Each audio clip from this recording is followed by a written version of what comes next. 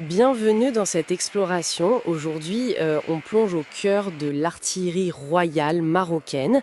C'est une composante vraiment clé des forces armées royales et on a pas mal de sources qui détaillent un peu ses équipements, sa formation, son rôle. Oui, un rôle stratégique important. Exactement. Notre mission, si on peut dire, c'est de décrypter un peu sa modernisation et pourquoi elle est si essentielle pour la défense du territoire marocain, surtout dans un contexte, on va y venir, un contexte géographique assez spécifique. Ce qui est frappant d'emblée, je trouve, c'est ce mélange. Il y a du matériel qui a fait ses preuves et puis des systèmes ultra modernes acquis tout récemment. On va essayer de décortiquer un peu tout ça. Tout à fait. Et au-delà du matériel, c'est son intégration en fait. Son intégration dans une stratégie défensive particulière, pensée autour d'une structure assez colossale. Ils en auraient environ 357, différentes versions confondues. C'est solide, mais bon, c'est pas la nouveauté. Non, c'est la base historique, on peut dire. Voilà. Les nouveautés, par contre, signalent une vraie montée en puissance. On a d'abord le César français. Ah oui, le César. 36 unités, montées sur camion, très connues pour leur mobilité, cette capacité à tirer et partir très vite. Le fameux shoot and scoot. Essentiel pour la survivabilité aujourd'hui. C'est ça. Et plus récemment, il y a eu l'acquisition de 36 systèmes israéliens Atmos 2000, eux aussi sur camion. D'accord. Similaire au César dans le concept. Dans le concept de mobilité, oui. Ils sont vantés pour leur rapidité de mise en batterie, leur précision et une portée qui dépasse les 40 km. Ah oui, quand même. Et apparemment, ils peuvent programmer les tirs pour que plusieurs obus arrivent en même temps sur la cible. L'effet de saturation. Très efficace. Et on ne peut pas oublier l'approbation récente pour l'achat de systèmes américains HIMARS. Ah, le HIMARS. Lance-roquettes multiples, très mobile, très précis, longue portée. On l'a beaucoup vu en Ukraine. Exactement. Donc ça fait un sacré panachage. M109, César français, Atmos israélien, HIMARS américain. Qu'est-ce que ça nous dit, cette diversification, au-delà de la technique, sur la doctrine marocaine? Eh bien, c'est là que ça devient particulièrement intéressant. Cette modernisation rapide, très orientée vers des systèmes mobiles, précis, à longue portée, ça traduit une évolution doctrinale, c'est clair.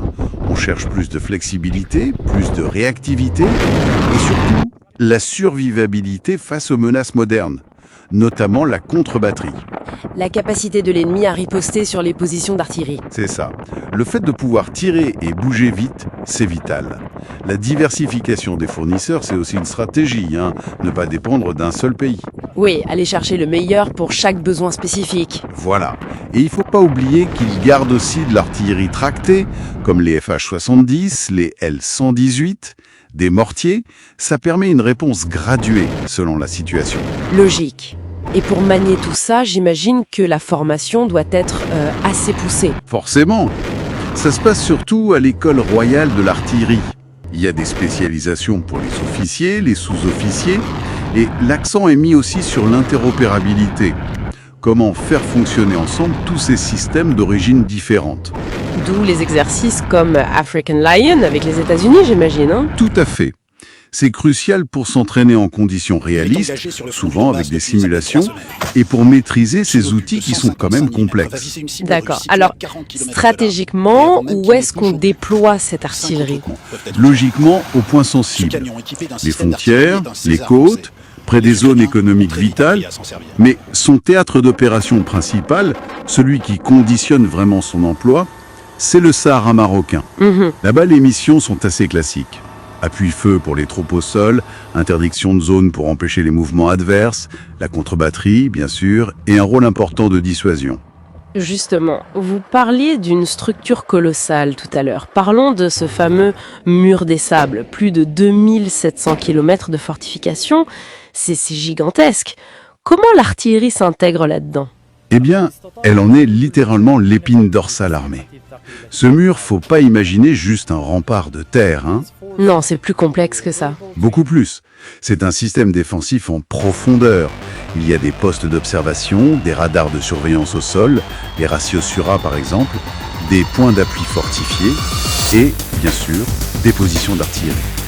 Certaines fixes, d'autres mobiles, prêtes à intervenir très vite. Le tout est interconnecté.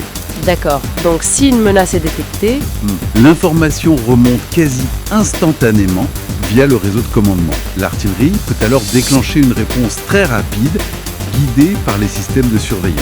Si c'est une infiltration, c'est un tir d'interdiction. Si c'est un tir adverse, les radars de contre-batterie localisent l'origine et la riposte peut être quasi immédiate. impressionnant. Cette capacité de feu permanente sur une telle longueur, ça doit être un élément de dissuasion majeur. Absolument.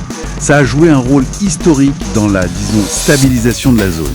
Ça rend toute action adverse d'envergure extrêmement coûteuse et risquée. Donc, pour résumer, si j'essaie de synthétiser, on a une artillerie royale marocaine en pleine modernisation. Elle s'équipe avec du matériel de pointe comme le César, l'Atmos, bientôt le HIMARS, tout en gardant une base solide de M109. C'est ça. Son rôle est central dans la défense du territoire et son intégration au dispositif du mur des sables, c'est vraiment l'illustration la plus marquante de son importance stratégique. Exactement. Et si on prend un peu de recul, ça montre bien que même aujourd'hui, à l'ère des drones, de la cyberguerre, l'artillerie classique mais modernisée, et surtout intelligemment intégrée dans un système défensif global, eh bien elle reste absolument fondamentale. Surtout quand il s'agit de contrôler de vastes territoires ou de défendre des lignes fixes aussi étendues. Ce qui nous amène peut-être à une dernière question, une réflexion pour la suite. Face aux menaces qui, elles aussi, évoluent constamment, on pense aux tactiques asymétriques, à l'utilisation de plus en plus fréquente de drones légers, parfois très simples, très bon marché. Comment est-ce que le rôle de cette artillerie, même très moderne, devra encore s'adapter ? Comment garantir l'efficacité d'une structure défensive aussi gigantesque que ce mur face à ce type de menaces nouvelles ? C'est toute la question en effet. L'adaptation est permanente.